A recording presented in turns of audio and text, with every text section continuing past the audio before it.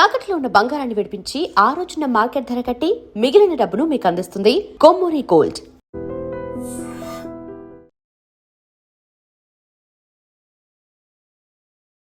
ఇటీవల బెంగాల్లో బీజేపీ గెలవడం అంత రాజకీయ కోణంలో చూస్తున్నారు తప్ప మన దేశానికి ఎంత సెక్యూరిటీగా వచ్చిందన్న విషయాన్ని కొంతమంది గమనించట్లేదండి. అక్కడ చికెన్ నెక్ ఆ పాయింట్ని కాపాడడంలో గత ప్రభుత్వం విఫలమైంది. ఇప్పుడు బీజేపీ ప్రభుత్వం వచ్చింది కాబట్టి ఖచ్చితంగా దాని మీద ఎక్కువ ఫోకస్ ఉంది. ఎందుకంటే అది దాని మీద మన గ్రిప్ కోల్పోతే చైనా నుంచి కానీ భూటాన్ నుంచి కానీ వేరే వేరే కంట్రీస్ అంతా లోపలికి వస్తారు. అది పాకిస్తాన్ కూడా మరో కారిడార్ అవుతుంది అన్నది చాలామంది అంటుంటారు. అది వాస్తవం కాదు. అసలు ఆ చికెన్ నెక్ సార్ అసలు ఆ సిలిగురి నేను బెంగాలే కదా సార్, అస్సాం కూడా మాట్లాడుతాను. అస్సాం అండ్ బెంగాల్లో ఉన్న ప్రభుత్వం రావడము దీన్ని పొలిటికల్ యాంగిల్గా చూడకూడదు సార్. దీన్ని ఒక స్ట్రాటజిక్ యాంగిల్లో చూడాలి. నేషనల్ సెక్యూరిటీకి అయితే 100% నేషనల్ ఇంట్రెస్ట్ అంటారు సార్. నేషనల్ ఇంట్రెస్ట్ యాంగిల్లో చూడాలి. బంగ్లాదేశ్ వాడు ఎంత దుర్మార్గుడు అంటే సార్, మనం జన్మనిస్తే పుట్టింది ఆ దేశం, రుణబంధం ఉండాలి వాడికి, సిగ్గులేని దేశం సార్ అది. అంటే కేవలం మతానికి సంబంధించి నువ్వు వెర్రి వేగుతున్నావు. కానీ నేను సార్ ఈరోజు కూడా India Bangladesh Ganga water treaty, Ganga వాటర్ని డైవర్ట్ చేసి అటు బ్రహ్మపుత్ర వాటర్ని డైవర్ట్ చేశాను అనుకోండి సార్, ఆ దేశం కేవలం 30 సంవత్సరాల్లో ఎడారిలా మారిపోయింది సార్. ఎందుకంటే ఈ రివర్ వాటర్ ఫ్లోయింగ్ అంతా నా వైపు నుంచే ఉంది. అండ్ మనం చాలా పెద్ద హృదయంతో నువ్వు తీసుకో అన్నట్టుగా చేసాం. ఈ చికెన్ నెక్ విషయానికి వచ్చేస్తే, ఈ చికెన్ నెక్ అనే ప్రాంతం ఏంటంటే సార్, మన వెస్ట్ బెంగాల్ ఈస్ట్కి వెళ్తున్నప్పటికీ సిక్కిం ఇటు భూటాన్ కింద ఒక చిన్న stretch of Indian land sir. వీళ్ళ ప్లాన్ ఏంటంటే అక్కడ నార్త్లో బంగ్లాదేశ్కి చెందిన ప్రాంతం ఏదైతే ఉందో నార్త్లో రంగపూర్ అనే ప్రాంతము, అక్కడ చైనా వాడు వచ్చి వాడ మిజైల్స్ని వాడ ఎయిర్ క్రాఫ్ట్స్ని పెట్టుకుంటాడు సార్. చైనా అన్నారు కాబట్టి సార్ మన పాకిస్తాన్ కన్నా మోస్ట్ డేంజరస్ చైనా అంటున్నారు కదా ఎనీ టైం సార్. పాకిస్తాన్ ఏముంది సార్, పాకిస్తాన్. కానీ మీరు ఒక విషయం గుడ్ సార్, మీరు చాలా మంచి క్వశ్చన్ అడిగారు. చైనా వాడు ఎప్పుడు మనతో యుద్ధం చెయ్యడు సార్. వాడు చాలా తెలివైన వాడు సార్. వాడు యుద్ధాని కోసం మన మీద పాకిస్తాన్ని వాడుకుంటాడు సార్. వాడు పాకిస్తాన్ని వాడుకుంటున్నాడు అన్న విషయము ఆ పిచ్చోడు పాకిస్తాన్ కూడా అర్థం కాదు సార్. అంటే వాడు భుజం మీద తుపాకీ పెట్టి మనతో ఫైరింగ్ చేస్తాడు. ఆ తుపాకీ కూడా వీడిదే సార్. అండ్ వీడి తుపాకీయే వాడికి అమ్మిన తుపాకీ సార్. అంటే పాకిస్తాన్ వాడిని వాడుకుంటున్నాడు అన్న క్లారిటీ కూడా వాడికి లేదు సార్. సార్ సింపుల్ సార్, ఈ యుద్ధాల వల్ల పాకిస్తాన్కి వచ్చింది ఏంటి? శూన్యం. అంతే, శూన్యం కదా. పాకిస్తాన్ వాడు అన్నెసెసర్లీ చైనా వాడు వాళ్ళ యుద్ధం కోసము, అమెరికా వాడు వాళ్ళ యుద్ధం కోసం నన్ను వాడుకుంటున్నారు. ఒరే నేను డెవలప్మెంట్ మీద, ఎకనామిక్ డెవలప్మెంట్ మీద, హ్యూమన్ డెవలప్మెంట్ మీద కాన్సన్ట్రేట్ చేయాలి అన్న ఇంత జ్ఞానం కూడా లేని దేశం సార్ అది. సో చికెన్స్ నెక్కి వెనక్కి వచ్చేస్తే చైనా వాడు ఉద్దేశం ఏంటంటే సార్, అక్కడ నార్త్ నుంచి అటాక్ చేసి ఒక వ్యాలీ ఉంది సార్, దాన్ని డోక్లామ్ వ్యాలీ అంటారు. ఇటువైపు సిక్కిము, ఇటువైపు భూటాన్, మధ్యలో వ్యాలీ సార్.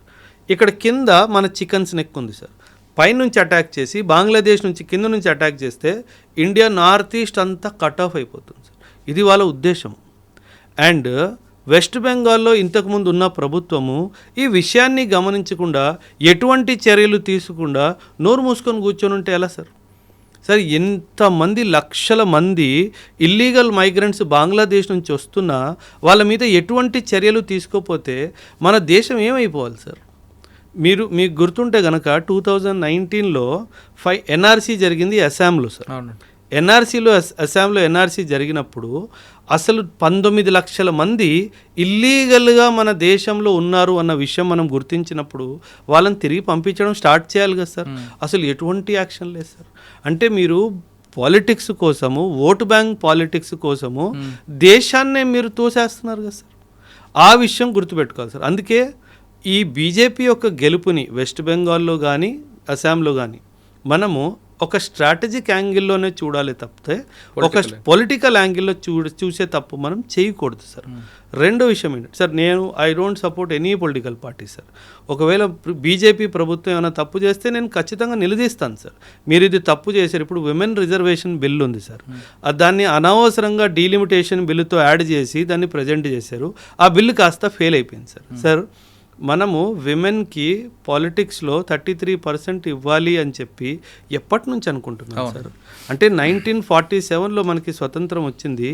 ఇప్పుడు కూడా పార్లమెంట్లో చూసుకుంటే సింగిల్ డిజిట్ పర్సంటేజ్లో కూడా విమెన్ లేరు సార్. విమెన్ పొలిటికల్ ల్యాండ్స్కేప్కి వస్తే విమెన్కి సంబంధించిన విషయాల్లో చాలా మార్పులు వస్తాయి.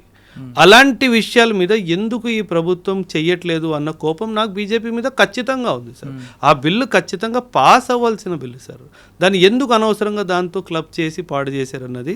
సో అందుకే నేను చెప్తున్నాను సార్, ఏ ప్రభుత్వాన్ని నేను సపోర్ట్ చేయను సార్. ఎవరు బాగా పని చేస్తారో వాళ్ళని సపోర్ట్ చేస్తాం సార్, సింపుల్గా సార్.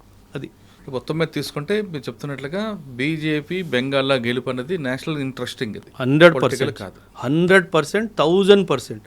బెంగాల్, అస్సాం బీజేపీ ఉంది కాబట్టి వీళ్ళిద్దరూ కలిసి, ఈ స్టేట్స్ రెండు కలిసి బలం సెంటర్ నుంచి వస్తే ఇల్లీగల్ మైగ్రెంట్ సార్ మన భూమి మీద బెంగాలీ వాడు ఎందుకు ఉండాలి సార్? ఒక మాట సార్, ఎందుకు ఉండాలి? బెంగాల్ వాడు బెంగాల్లో ఉండాలి, ఈస్ట్ బెంగాల్ వాడు. మన ఇండియాలో బెంగాలీస్ ఉన్న వాళ్ళు వెస్ట్ బెంగాల్లో ఉంటారు. ఆ ఈస్ట్ బెంగాల్ వాడు మన దేశానికి అసలు ఎందుకు రానివ్వాలి సార్? మనకు ఆల్రెడీ భూమి లేదు, మనకు ఆల్రెడీ సదుపాయాలు లేవు. అస్సాంలో 1971లో ఉల్ఫా పుట్టిందే ఈ కారణంగా కదా సార్. ఎందుకంటే మీరు ఆ బంగ్లాదేశీ వాళ్ళని ఏమంటారు ఐడెంటిఫై చేసి డిపోర్ట్ చేయట్లేదు అన్న దాంతోనే కదా సార్ ఉగ్రవాదం స్టార్ట్ అయింది అస్సాంలో 1979లో. మీకు యూనో ఏమంటారు అరవింద్ రాజ్కోవా అండ్ వాళ్ళ టైంలో దానికి యాంటీగా కదా అస్సాం గణపరిషత్ రావడం మారింది. Exactly sir. అంటే 1979లో ఇదంతా జరిగింది కదా సార్. కొత్తగా తీసుకుంటే వెస్ట్ బెంగాల్లో గెలుపు అనేది రాజకీయ కోణంలో కాదు, నేషనల్ ఇంట్రెస్ట్గా చూడాలంటున్నారు ఓబ్రాయ్ గారు. అంతేకాకుండా అజిత్ దోవల్, ఆయన మన కంట్రీకి కాదు వరల్డ్కి అంతను మించిన డెడికేటెడ్ దేశం మీద ఉన్న వ్యక్తి ఎవరు లేరంటూ అజిత్ దోవల్ గురించి చెప్తున్నారు. ఇక రా ఏజెంట్ అవడం అంటే ఒక అదృష్టం ఉండాలి, ఆ డెడికేషన్ ఉండాలి, ఆ డెటర్మినేషన్ ఉంటే వారు మాత్రమే అవుతారు తప్ప బంధాలు, కుటుంబ బంధాలు, ఎమోషనల్ ఉన్నవారు దానికి దూరంగా ఉంటారంటూ చెప్తున్నారు. ఇది బెంగాల్లో గెలుపు అజిత్ దోవల్ గారి మీద ఎలాంటి అభిప్రాయం అనేది ఓబ్రాయ్ గారు చెప్పారు. మరో అంశాలు మళ్ళీ కలతో, అంతవరకు నమస్తే. Thank you very much.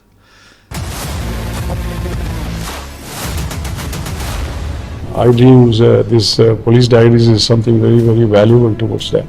I must really appreciate Murali, your insights. I Dreams founder and CEO Chinna Vasudev Reddy Gartoni, Muralidhar crime stories చాలా ఫేమస్ అయిపోయినాయి. Gautam Savan garu and Satyanar sir. Good.